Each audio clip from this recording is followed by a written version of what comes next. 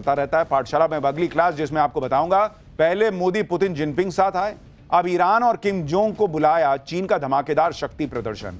10,000 सैनिक, एक से एक आधुनिक हथियार। चीन वो करने जा रहा है जो ट्रंप की दादागिरी की हवा निकाल देगा क्या? और दुनिया में भारत रूस चीन की दोस्ती के चर्चे, लेकिन पीएम मोदी ने किस दोस्त के लिए बड़े मंच से मुंह मोड़ लिया? एससीओ में पीएम मोदी के सामने शहबाज शरीफ की घनघोर बेइज्जती के बाद मुनीर चीन क्यों गया है, अब इस सब के बारे में आपको बताता हूं। चीन में एससीओ समिट के दौरान मोदी, जिनपिंग और पुतिन की केमिस्ट्री देखकर ही ट्रंप जो दादागिरी कर रहे थे उनका दिमाग तो झंझना गया होगा। लेकिन अब तो चीन वो करने जा रहा है जिससे ट्रंप को 440 वोल्ट का करंट लग सकता है।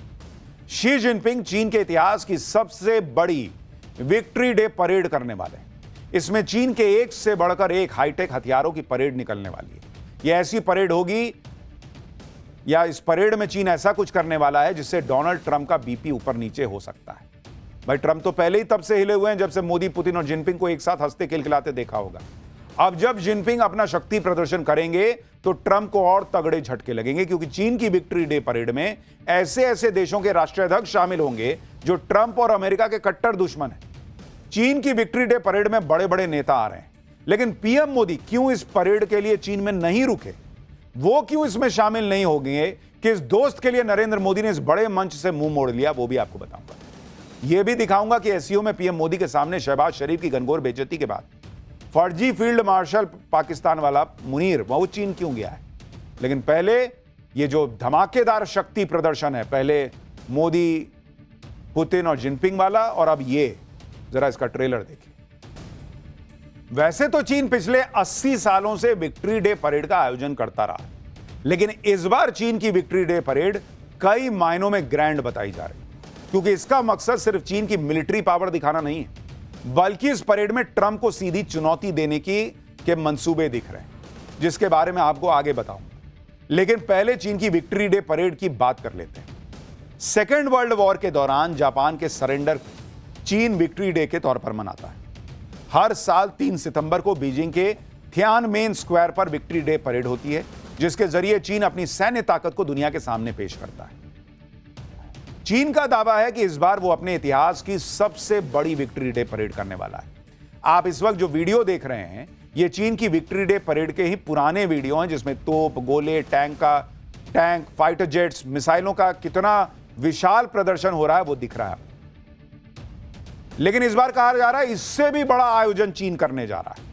आप ये वीडियो देखकर ही अंदाजा लगा लीजिए कि इस बार चीन की विक्ट्री डे परेड और कितनी बड़ी होने वाली है। लेकिन इस बार की विक्ट्री डे परेड सिर्फ हथियारों की बात नहीं है बॉस। वहां चीन ने जिन जिन को बुलाया है वो इसको ग्रैंड बना रही है, वो जियोपॉलिटिक्स के हिसाब से इसका बड़ा संदेश दे रही है। इसे लेकर चीन दावा कर रहा है कि ऐसी मिलिट्री डे परेड चीन क्या दुनिया में पहले कभी नहीं हुई हो। चीन की इस परेड में 10,000 सैनिक हिस्सा लेंगे और चीन कई ऐसे हथियारों को दुनिया के सामने लाएगा जिनको उसने अभी तक छिपा के रखा था। इस परेड में चीन अपने fighter jet, missile defence system और हाइपरसोनिक मिसाइलों का प्रदर्शन करने वाला है।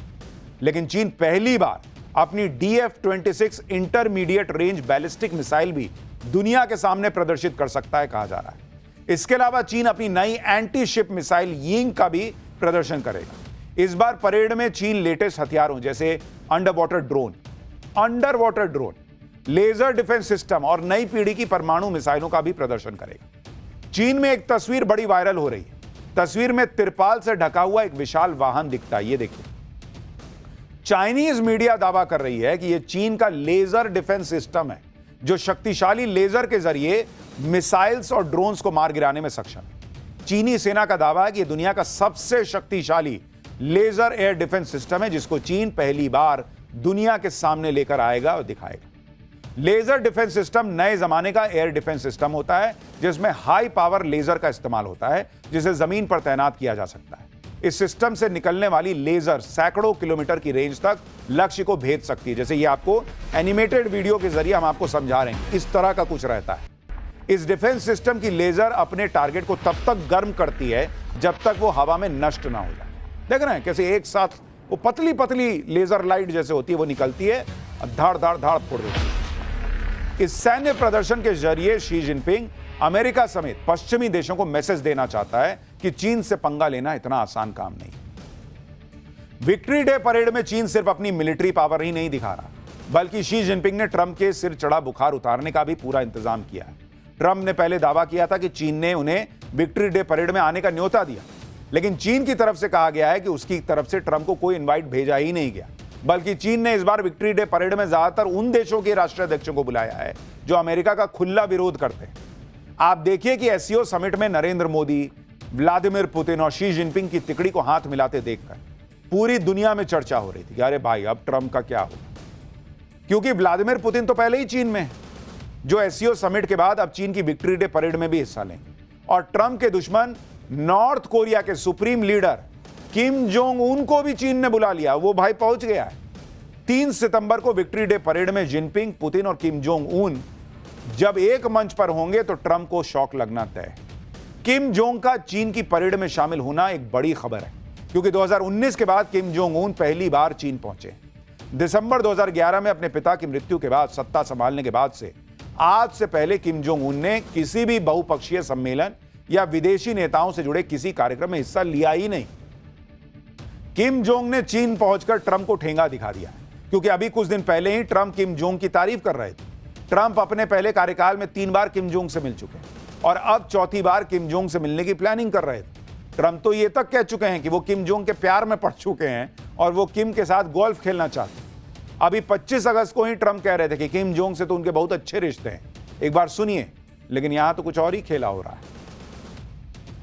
I have a great relationship with Kim Jong-un. I hope it stays that way. I think it will. I have a very good relationship. I understand him. I spent a lot of free time with him talking about things that we probably aren't supposed to talk about. And I get along with him really well. दोनों देशों के तार तो नहीं मिलते, लेकिन चूंकि Kim Jong को सनकी कहा जाता है, ट्रंप भी आजकल सनकी जैसा ही व्यवहार कर रहे हैं, तो दोनों की सनक का लेवल मैच जरूर हो सकता है। मतलब आप देखिए कि ट्रंप ने कैसी बेइज्जती करवाई है। अभी एक हफ्ता पहले ही वो किम जोंग से दोस्ती के दावे कर रहे थे, अब किम जोंग ने चीन पहुंचकर ट्रंप को कह दिया कि अपनी दोस्ती अपने पास रखो। वैसे हर बार की तरह इस बार भी किम जोंग की उस रहस्यमयी ग्रीन ट्रेन की चर्चा हो रही है, जिससे वो 1300 किलोमीटर की दूरी तय करके चीन पहुंचे। वो भाई अपनी ही ट्रेन से चलता है, क्योंकि आमतौर पर किसी देश का कोई सर्वोच्च नेता किसी दूसरे देश जाता है तो भाई तेजी से पहुंचने के लिए हवाई जहाज से चला जाता है, अपना हवाई जहाज लेके जाता है। लेकिन किम जोंग उन अलग लेवल पे हैं। वो जब भी अपने देश से बाहर जाते हैं तो अपनी इसी खास ट्रेन से जाते हैं। किम इसी ट्रेन से चीन, रूस और वियतनाम की यात्रा कर चुके हैं। सितंबर 2023 में जब किम जोंग रूस यात्रा पर गए थे, तब भी इसी ट्रेन में गए थे। आप जो वीडियो देख रहे हैं उसमें मॉस्को पहुंचने के बाद किम जोंग की ट्रेन की सफाई हो रही है। आप देख रहे हैं, ट्रेन चलता जा रहा है, भाई साफ करता जा रहा है। किम जोंग उनकी इस ट्रेन का नाम सनशाइन है। यह ट्रेन किसी चलते फिरते गोपनीय किले की तरह है, जिसमें 10 से 15 डिब्बे होते हैं। यह ट्रेन बुलेट और बम प्रूफ है। इसमें कई तरह के खतरनाक हथियार फिट हैं। ट्रेन में किम जोंग के खास कमांडो और डॉक्टर्स की टीम भी चलती है। किम जोंग विदेश में भी अपनी बुलेट प्रूफ कार से चलते हैं और ये कारें ट्रेन में ही रखकर ले जाई जाती हैं। इस वीडियो में देखिए कैसे किम की बुलेट प्रूफ कार को पार्क किया जा रहा है। ट्रेन में लेके भाई अपना कार चल रहा है। किम जोंग उन चीन में, पुतिन चीन में, शी जिनपिंग ने जबरदस्त पावर शो का इंतजाम कर रखा है।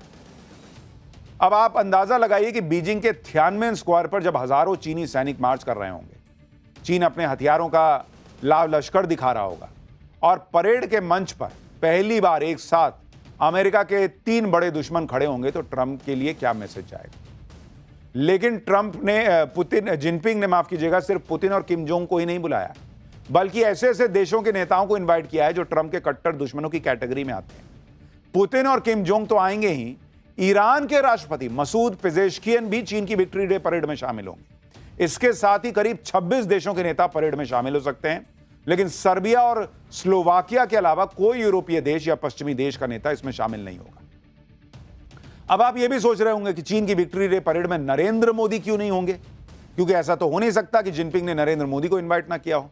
बात सही भी है, चीन ने भारत को भी न्योता दिया था, लेकिन भारत की तरफ से इस परेड में शामिल होने की असमर्थता जता दी गई। इसकी वजह है पीएम मोदी की दूरदर्शिता और भारत की डिप्लोमेटिक पॉलिसी। दरअसल चीन दावा करता है कि दूसरे विश्व युद्ध के दौरान जापान ने चीन के बड़े हिस्से पर हमला किया था। जापानी सैनिकों ने चीन पर क्रूरता की हदें पार करके लाखों चीनी लोगों को मारा था, लेकिन विश्व युद्ध के अंत में चीन ने जापान की सेना को हराकर जीत हासिल की थी। जापान पर अपनी उसी जीत का जश्न मनाने के लिए चीन हर साल विक्ट्री डे परेड आयोजित करता है और अपनी ताकत का प्रदर्शन करता है। लेकिन भारत ने इस परेड से दूरी बनाई और मैसेज दिया है कि चीन से संबंध सुधारने के लिए भारत जापान के साथ अपनी दोस्ती को दरकिरार नहीं कर सकता। यह है नया भारत बॉस कि ठीक है, पुतिन से दोस्ती है, जिनपिंग से रिश्ते सुधारने की बात चल रही है, चलो ठीक है, ट्राई कर रहे हैं, लेकिन इसके लिए जापान जो अपना दोस्त है उसको छोड़ देंगे, ये नहीं। आप देखिए कि चीन जाने से पहले प्रधानमंत्री मोदी जापान ही गए थे, जहां उनका जोरदार स्वागत हुआ था। प्रधानमंत्री ने कहा था कि भारत और जापान मिलकर एशिया की सदी को मजबूत करेंगे। जापान भारत में अगले 10 साल में 68 अरब डॉलर का निवेश करने वाला है, यानी भारत और जापान की दोस्ती पहले से ज्यादा मजबूत होने वाली है। एक्सपर्ट्स के मुताबिक चीन की परेड से दूरी बनाकर भारत ने जापान की संवेदनाओं का ख्याल रखा। एससीओ में मौजूद रहकर भारत क्षेत्रीय सहयोग और कूटनीतिक संवाद का हिस्सा बना भी है। लेकिन चीन की परेड से दूरी बनाकर अपनी स्वतंत्र विदेश नीति पर भारत ने जोर दिया है और ऐसा करके भारत ने अपनी रणनीतिक संतुलन नीति का भी परिचय दिया है। पीएम मोदी एससीओ की बैठक खत्म होने के बाद चीन से वापस लौट आए, लेकिन मोदी के लौटते ही पाकिस्तान का फेल्ड फील्ड मार्शल असीम मुनीर दौड़ा दौड़ा चीन गया। लेकिन दिलचस्प बात यह है कि असीम मुनीर का रंग ढंग बिल्कुल बदला हुआ नजर आया। मुनीर फौजी वर्दी में नहीं बल्कि सूट बूट पहनकर चीन पहुंचा है और वहां शहबाज शरीफ के होते हुए खुद दुनिया भर के नेताओं से मिल रहा है। मजे की बात देखिए कि मुनीर जब शी जिनपिंग से मिला तो शहबाज शरीफ खुद उसका इंट्रोडक्शन करवा रहे हैं। आप शक्ल देखिए शहबाज शरीफ की, मुनीर के आगे शहबाज शरीफ की क्या हैसियत है, आप इसको समझ रहे होंगे। कल ही हमने आपको बताया था कि शहबाज शरीफ ने जिस तरह एससीओ समिट के दौरान अपनी और पाकिस्तान की बेइज्जती करवाई है, उससे मुनीर को बड़ी तकलीफ हुई होगी और आज यह साबित भी हो गया। शहबाज शरीफ की बेवकूफियों को देखकर मुनीर जो है वो चीन पहुंच गया। पहले खबर थी कि शहबाज शरीफ अकेले ही विक्ट्री डे परेड में शामिल होंगे, लेकिन अब इस परेड में असीम मुनीर पाकिस्तान का प्रतिनिधित्व करेगा। सिर्फ इतना ही नहीं, लेकिन मुनीर का प्लान सिर्फ चीन की विक्ट्री डे परेड में शिरकत करने का नहीं, बल्कि वो शहबाज शरीफ को पूरी दुनिया के सामने किनारे करने का प्लान बनाकर भी चीन पहुंचा है। मुनीर ने चीन पहुंचकर सबसे पहले ईरान के राष्ट्रपति के साथ द्विपक्षीय मुलाकात की। पाकिस्तान में खबर चल रही है कि मुनीर चीन में रूस के राष्ट्रपति पुतिन से मुलाकात करने की कोशिश में है। इतना ही नहीं, मुनीर चीन में मौजूद एससीओ के सदस्य देशों के साथ भी द्विपक्षीय मुलाकातों में शामिल होगा। अब बताइए, पाकिस्तान का प्राइम मिनिस्टर वहां बैठा हुआ है, मुनीर जाके मीटिंग करेगा। दरअसल ट्रंप की गोद में बैठकर मुनीर बहुत इतरा रहा था, लेकिन चीन ने उसे ऐसी घुड़की दी कि मुनीर के होश ठिकाने आ रहे हैं, इसलिए अब वो जिनपिंग की खुशामद करने पहुंचा। लेकिन पाकिस्तान में एक्सपर्ट्स भी कह रहे हैं कि मोदी को कुछ करने की जरूरत नहीं है, पाकिस्तान खुद बर्बाद हो जाएगा।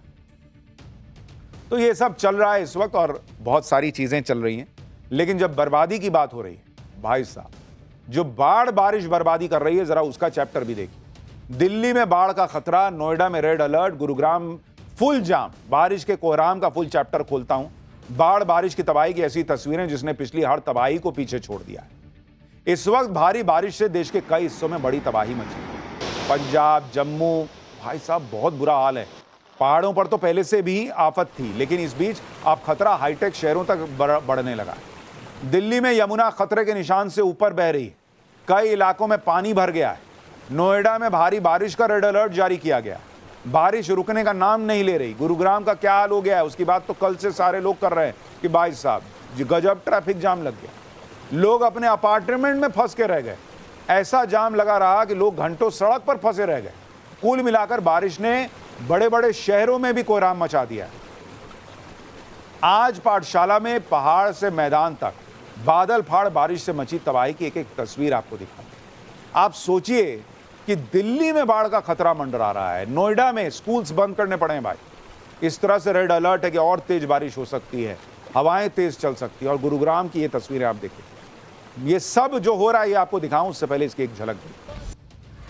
अब से कुछ देर पहले ही हमारे पास जम्मू कश्मीर से तस्वीरें आई। ये तस्वीरें जम्मू कश्मीर के डोडा की, जहां बारिश की वजह से कमजोर होकर पहाड़ का एक बड़ा हिस्सा पूरी तरह से गिरा। आप देखिए कैसे पूरा लैंडस्लाइड हुआ।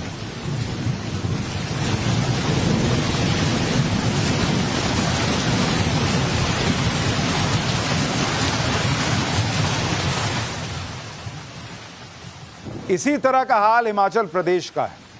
ये तस्वीरें जो आप देखने जा रहे हैं, ये देखिए, ये कुल्लू में हुए भयानक लैंडस्लाइड की। पहाड़ से गिर रहे बड़े बड़े पत्थरों ने सड़क से गुजरती हुई कई गाड़ियों को कुचल दिया। गनीमत रही कि लैंडस्लाइड के खतरे को देखते हुए गाड़ी में बैठे लोग समय रहते निकल गए थे, लेकिन पहाड़ से गिर रहे पत्थर इतने बड़े बड़े थे कि एक पल के लिए तो सड़क पर मौजूद लोगों की सांसें अटक गई। देखिए जरा।